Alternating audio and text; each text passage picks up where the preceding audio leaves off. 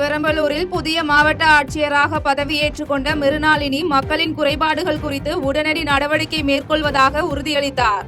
பெரம்பலூர் மாவட்ட ஆட்சித்தலைவர் அருண்ராஜ் சர்க்கரைத்துறை இயக்குநரகத்தின் கூடுதல் இயக்குநராக பணியிடை மாற்றம் செய்யப்பட்டு தமிழக அரசு ஆணை வெளியிட்டிருந்த நிலையில் பெரம்பலூர் மாவட்ட 18வது ஆட்சித்தலைவராக காஞ்சிபுரம் மாவட்டத்தில் சாராட்சியராக பணியாற்றி வந்த மிருணாளினி பதவியேற்றுள்ளார். புதிய மாவட்ட ஆட்சியராக பதவியேற்றுக் கொண்ட மிருணாளினிக்கு மாவட்ட வருவாய் அலுவலர் வடிவேல் பிரபு, ஆட்சியரின் நேர்முக உதவியாளர் வைத்தியநாதன் உள்ளிட்ட அரசு அலுவலர்கள் வாழ்த்து தெரிவித்தனர். இதனைத் தொடர்ந்து செய்தியாளர்களை சந்தித்த மாவட்ட ஆட்சியர் மிருணாளினி, அரசு வழங்கும் பல்வேறு நலத்திட்டங்கள் மக்களை சென்றடைய நடவடிக்கை மேற்கொள்வதாக தெரிவித்தவர், மக்களின் குறைகளை கேட்டறிந்து அதற்கு உடனடி தீர்வு காண நடவடிக்கை மேற்கொள்வதாகவும் உறுதியளித்தார். இருக்கக்கூடிய மக்களுக்கு அவங்களுடைய தேவைகளை அறிந்து அவங்களுடைய பிரச்சனைகள் எதுவாக இருந்தாலும் உடனுக்குடன் தீர்க்கிறதுக்கு என்னால் அனைத்து நடவடிக்கைகள். மதுரையில் நடைபெற்ற கூட்டத்தில் பேசிய வணிக வரி மற்றும் பதிவுத்துறை அமைச்சர் மூர்த்தி, நலத்திட்டங்களை செயல்படுத்துவதில் முன்மாதிரி மாநிலமாக தமிழ்நாடு திகழ்ந்து வருவதாக பெருமை தெரிவித்தார். மதுரை வடக்கு மாவட்ட திமுக சார்பில் கலைஞர் கருணாநிதியின் பிறந்த நாளை முன்னிட்டு மேற்கு தொகுதிக்கு உட்பட்ட சம்பட்டிபுரம், நேரு நகர் உள்ளிட்ட பகுதி மக்களுக்கு நலத்திட்ட உதவிகள் வழங்கும் நிகழ்ச்சி நடைபெற்றது. இந்த நிகழ்ச்சியில் மாவட்ட செயலாளரும் வணிக வரி மற்றும் பதிவுத்துறை அமைச்சருமான மூர்த்தி கலந்து கொண்டு நலத்திட்ட உதவிகள் வழங்கினார். தொடர்ந்து நிகழ்ச்சியில் பேசிய அமைச்சர் மூர்த்தி, எல்லோருக்கும் எல்லாம் என்ற அடிப்படையில் திராவிட மாடல் முதலமைச்சர் பல்வேறு நலத்திட்டங்களை செயல்படுத்தி வருவதாக தெரிவித்தவர், அதனை பொதுமக்கள் அனைவரும் பயன்படுத்திக் கொள்ள வேண்டும் என கேட்டுக்கொண்டார். மேலும் நலத்திட்டங்களை செயல்படுத்துவதில் இந்தியாவிற்கே முன்மாதிரி மாநிலமாக தமிழ்நாடு திகழ்ந்து வருவதாக தெரிவித்தவர், வருகின்ற சட்டமன்ற தேர்தலில் திமுக வெற்றி பெற்று தமிழ்நாடு முதலமைச்சராக மீண்டும் மு.க. ஸ்டாலின் பதவி ஏற்பது உறுதி என நம்பிக்கை அளித்தார். அதிகமான அளவில் எல்லா நலத்திட்டங்களை எல்லோரும் எல்லாம் பெற வேண்டும் என்பதுதான் நம்முடைய முதலமைச்சருடைய எண்ணம்.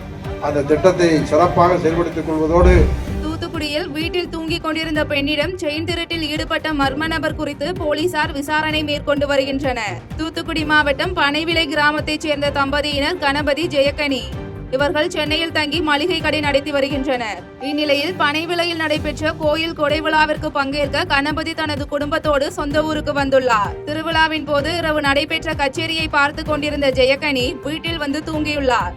அப்போது அங்கு வந்த மர்ம நபர் ஒருவர் ஜெயக்கனி கழுத்தில் இருந்த 103 கிராம் தங்க செயினை பிடித்து இழுத்துள்ளார். இதனை கண்டு கூச்சலிட்ட ஜெயக்கனியின் சப்தம் கச்சேரி சத்தத்தில் வெளியில் கேட்காத நிலையில் மர்ம நபர் செயினை அறுத்துள்ளார். இதில் பாதி செயின் ஜெயக்கனி கையிலும் மீதி செயின் மர்ம நபர் கையிலும் வந்ததை தொடர்ந்து மர்ம நபர் அங்கிருந்து தப்பி சென்றார். இது குறித்த தகவலின் பேரில் சம்பவ இடத்திற்கு வந்த தட்டார்மடம் போலீசார் தங்க செயினை பறித்துக் கொண்டு தப்பி சென்ற மர்ம நபரை தேடி வருகின்றனர். இந்நிலையில் இடைச்செய்விளை பகுதியில் உள்ள சோதனை சாவடியில் போலீசார் காவல் பணியில் ஈடுபடுவதற்கான நடவடிக்கை மேற்கொள்ள வேண்டும் என பொதுமக்கள் கோரிக்கை வைத்துள்ளனர்.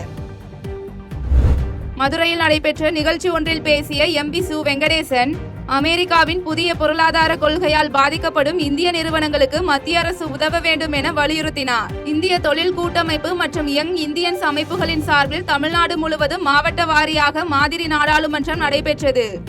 நிகழ்வில் தேர்வு செய்யப்பட்ட மாணவர்களை கொண்டு மாநில அளவிலான மாதிரி நாடாளுமன்றம் மதுரையில் நடைபெற்று வருகிறது. நிகழ்ச்சியில் கலந்து கொண்ட நாடாளுமன்ற உறுப்பினர் சு. வெங்கடேசன் நாடாளுமன்ற செயல்பாடு குறித்து நிகழ்ச்சியில் பேசினார். பின்னர் செய்தியாளர்களிடம் பேசிய எம்பி சு. வெங்கடேசன், மக்களின் நலனுக்காக பாஜக ஆட்சி நடத்தவில்லை என்றும் மோடியின் நண்பர்களுக்காக ஆட்சி நடைபெறுவதாக குற்றம் சாட்டியவர், ஆபரேஷன் சிந்தூர் குறித்த டிரம்பின் கருத்துக்கு மோடி பதிலளிக்க மக்களவையில் வலியுறுத்தியும் பதிலளிக்கவில்லை என தெரிவித்தார்.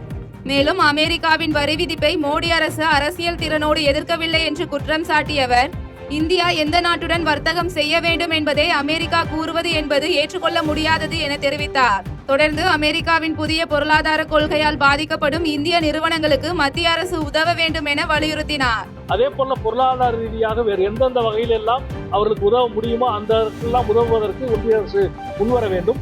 மாநில அரசும் மின்சார கட்டணம் உள்ளிட்ட விஷயங்களில் உதவுவதற்கு முன்வர வேண்டும். இந்திய தொழில்களை காப்பாற்ற வேண்டும். சென்னையில் 65 கோடி ரூபாய் மதிப்பீட்டில் நடைபெற்று வரும் கால்வாய் தூர்வாரும் பணிகள் குறித்து துணை முதலமைச்சர் உதயநிதி ஸ்டாலின் ஆய்வு மேற்கொண்டார். சென்னை ஓட்டேரி புரசைவாக்கம் கால்வாய் தூர்வாரும் பணி 65 கோடி ரூபாயில் நடைபெற்று வருகிறது. மண்டலம் 4 கேப்டன் கால்வாய் பணி, மண்டலம் 4 கொடுங்கையூர் கால்வாய் தூர்வாரும் பணி மற்றும் மண்டலம் 1 எண்ணூர் சிற்றோடை ஆகிய பகுதிகளில் துணை முதலமைச்சர் உதயநிதி ஸ்டாலின் பார்வையிட்டு ஆய்வு மேற்கொண்டார். தொடர்ந்து தூர்வாரும் பணி குறித்து அதிகாரிகளிடம் பேசிய துணை முதலமைச்சர் பணிகளை தரமாகவும் விரைந்து முடிக்குமாறும் தெரிவித்தார்.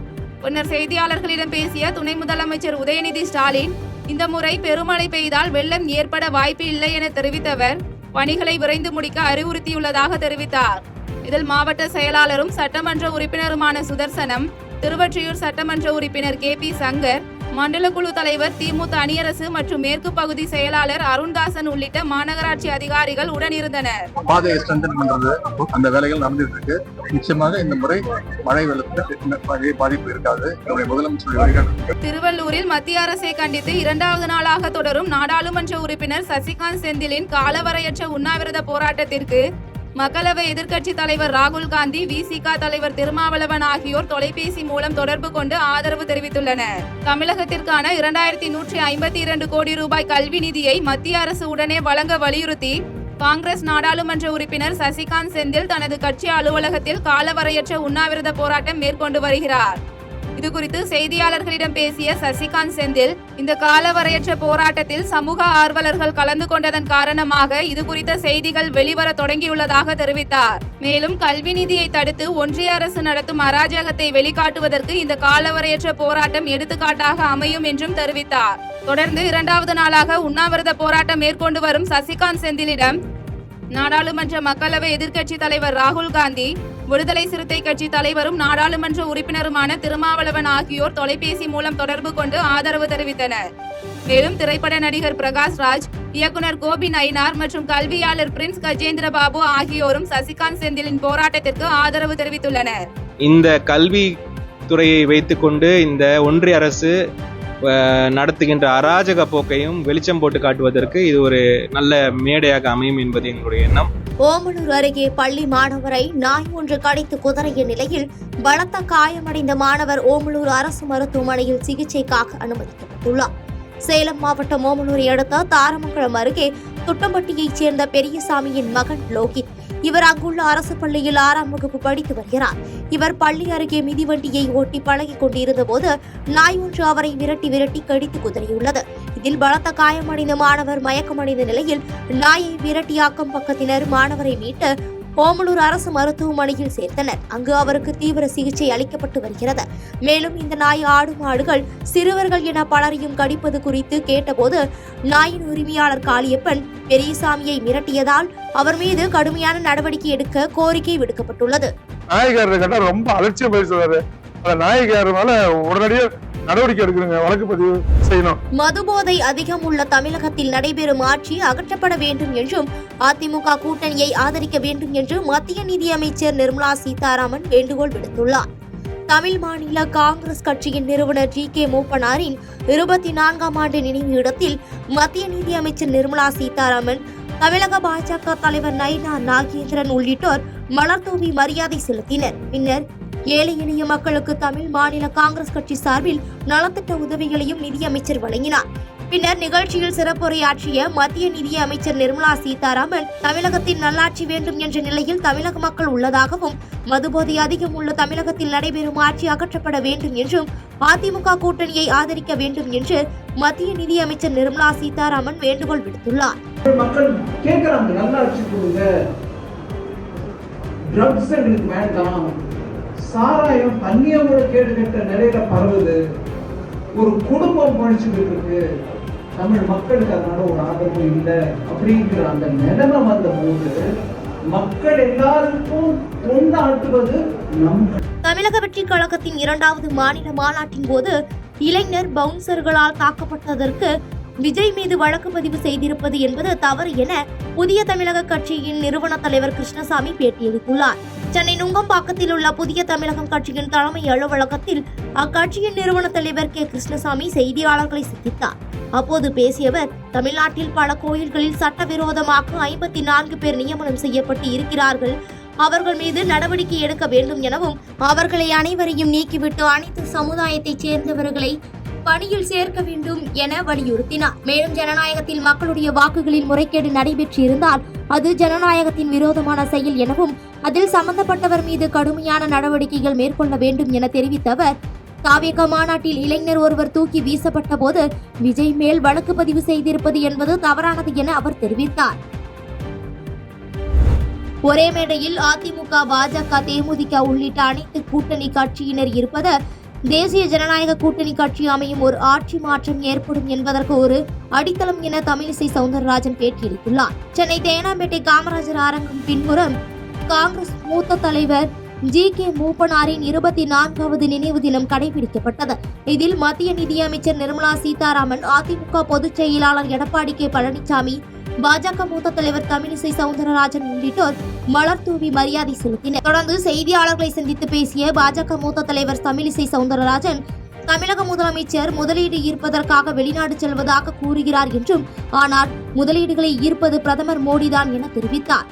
மேலும் பேசிய அவர், ஒரே மேடையில் அதிமுக, பாஜக, தேமுதிக உள்ளிட்ட அனைத்து கட்சியினர் ஈர்ப்பது தேசிய ஜனநாயக கூட்டணி கட்சி அமையும் ஒரு ஆட்சி மாற்றம் ஏற்படும் என்பதற்கு ஒரு அடித்தளம் என தெரிவித்தார்.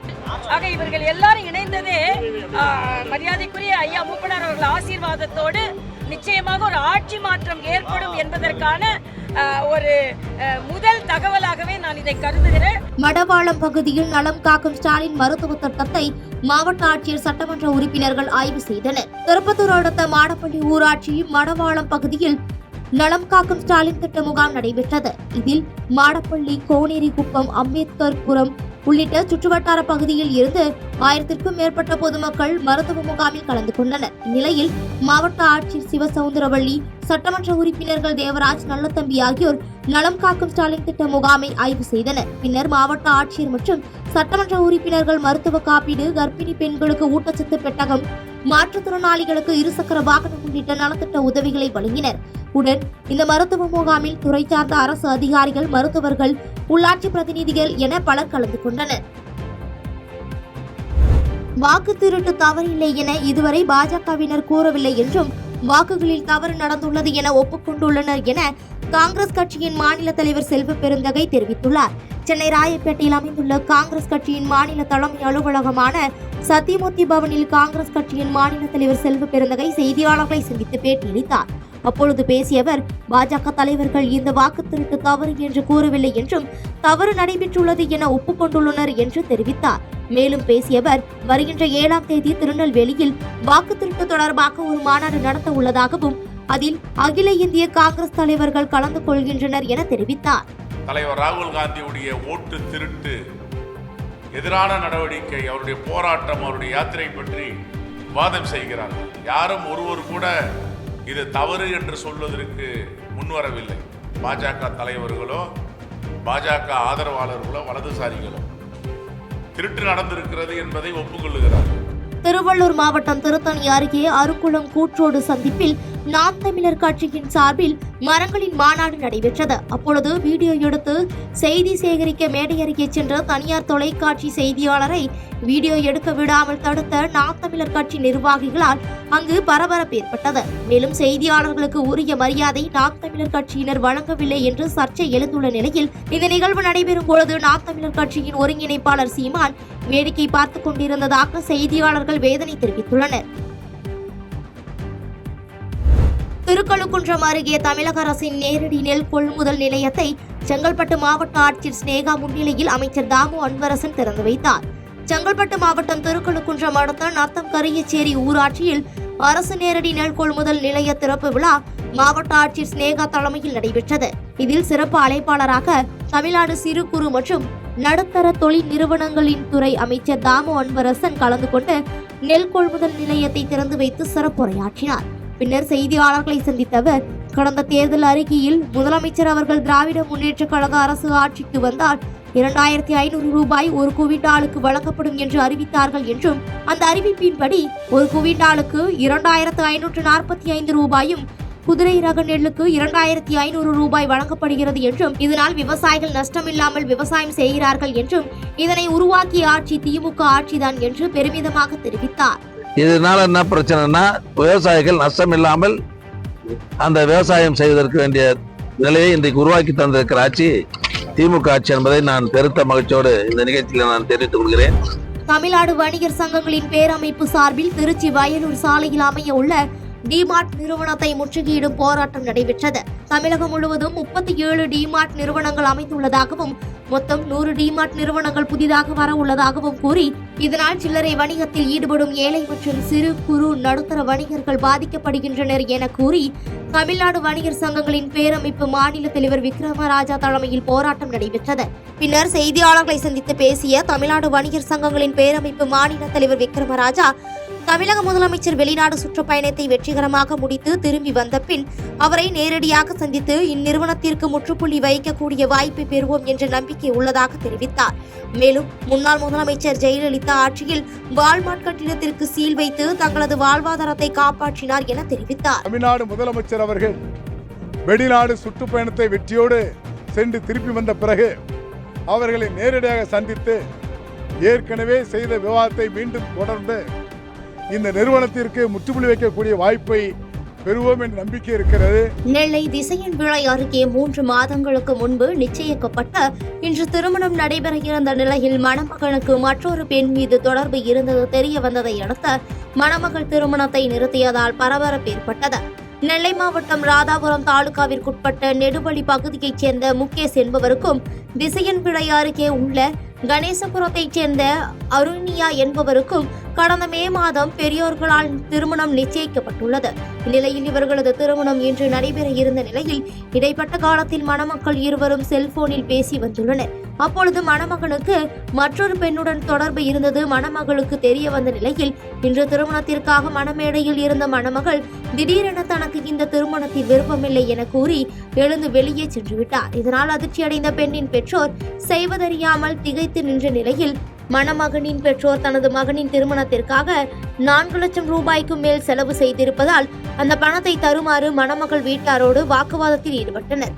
பின்னர் இதுகுறித்து தகவல் அறிந்து வந்த போலீசார் 2 தரப்பினரையும் காவல் நிலையத்திற்கு அழைத்துச் சென்று நீதிமன்றம் மூலம் தீர்வு காணும்படி எச்சரித்து அனுப்பினர். கமுதி அருகே இருசக்கர வாகனத்தில் லிப்ட் கேட்டு சென்ற பெண் சாலையில் விழுந்து மூளைச்சாவு அடைந்த நிலையில் அப்பெண்ணின் உடல் உறுப்புகள் அரசு மற்றும் தனியார் மருத்துவமனைகளுக்கு உள்ள நோயாளிகளுக்கு உடல் உறுப்பு தானம் செய்யப்பட்டது. ராமநாதபுரம் மாவட்டம் கமுதி அடுத்த பேரையூர் பகுதியைச் சேர்ந்தவர் செல்வகுமார்.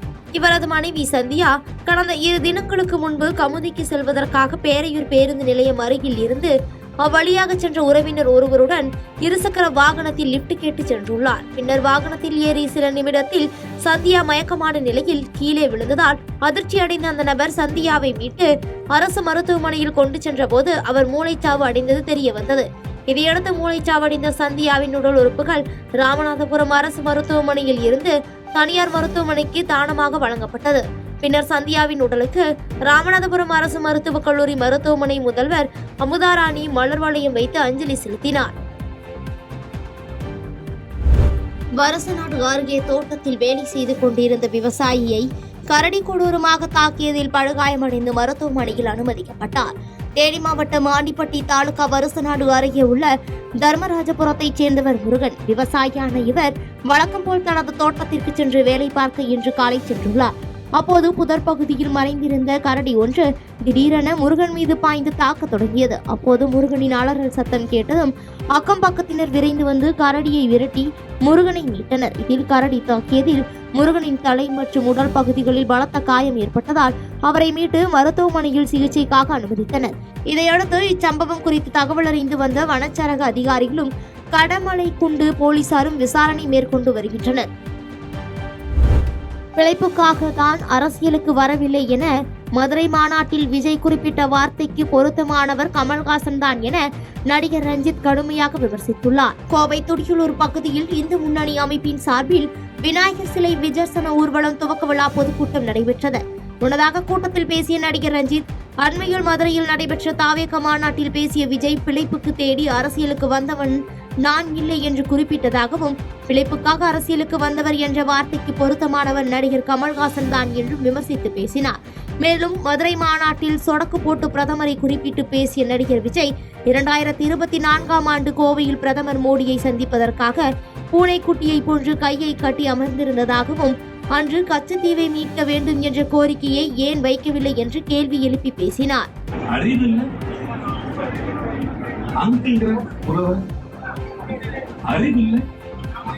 மிஸ்டர் மோடின்னு கை நீட்டி தொடர்பு கொண்டு கூப்பிடுறது, இதுதான் அரசியல் நாகரிகமா? நீ இப்படி இருந்த அந்த பிள்ளைகள்லாம் எப்படி இருப்பாங்க? உன்னை நம்பி வந்திருக்காங்க. சென்னை பரங்கிமலை காவலர் குடியிருப்பில் குடும்ப பிரச்சனையில் மத்திய குற்றப்பிரிவு தலைமை காவலர் தூக்கிட்டு தற்கொலை செய்து கொண்ட சம்பவம் சோகத்தை ஏற்படுத்தியுள்ளது. சென்னை பரங்கிமலை காவலர் குடியிருப்பில் வசித்து வருபவர் சந்திரமோகன். இவர் சென்னை மத்திய குற்றப்பிரிவில் போலி பாஸ்போர்ட் விசாரணை பிரிவில் தலைமை காவலராக பணியாற்றி வந்துள்ளார். காவலர் சந்திரமோகனுக்கும் அவரது மனைவி ஜெனிஃபருக்கும் இடையே அடிக்கடி குடும்ப பிரச்சினை காரணமாக சண்டை ஏற்பட்டு வந்ததாக கூறப்படுகிறது. இந்த நிலையில் கடந்த வாரம் சந்திரமோகன் மனைவி தனது பிள்ளைகளுடன் சொந்த ஊரான கேரள மாநிலத்திற்கு சென்ற நிலையில் காவலர் சந்திரமோகன் மட்டும் வீட்டில் தனியாக இருந்து வந்துள்ளார். இந்நிலையில் நேற்று இரவு ஜெனிஃபர் தனது கணவர் சந்திரமோகனை பலமுறை செல்போனில் தொடர்பு கொண்டும் முடியாமல் போனதால் சந்தேகமடைந்து பக்கத்து வீட்டில் வசிக்கும் நபர்களிடம் நடந்தவற்றை கூறி கணவரை சென்று பார்க்குமாறு கேட்டுக் கொண்டுள்ளார். உடனே பக்கத்து வீட்டில் வசிப்பவர்கள் சந்திரமோகன் வீட்டிற்கு சென்று பார்த்தபோது காவலர் சந்திரமோகன் தூக்கில் தொங்கியவாறு இருந்துள்ளார். பின்னர் இச்சம்பவம் குறித்து தகவல் அறிந்து வந்த போலீசார் உடலை மீட்டு விசாரணை மேற்கொண்டு வருகின்றனர். செய்திகளை உடனுக்குடன் தெரிந்து கொள்ள கீழ்கண்ட கேபிள் மற்றும் டிடிஎச் நெட்வொர்க்குகளில் எம்நாடு செய்தி தொலைக்காட்சியை காணுங்கள். பாதகம் செய்பவரை கண்டால் நாம் பயம் கொள்ளலாகாது பாப்பா. மோதி மிதித்து விடு பாப்பா, அவர் முகத்தில் உமிழ்ந்து விடு பாப்பா. அண்மை செய்திகளை உடனுக்குடன் தெரிந்து கொள்ள இணைந்திருங்கள் எம்நாடு தொலைக்காட்சியுடன்.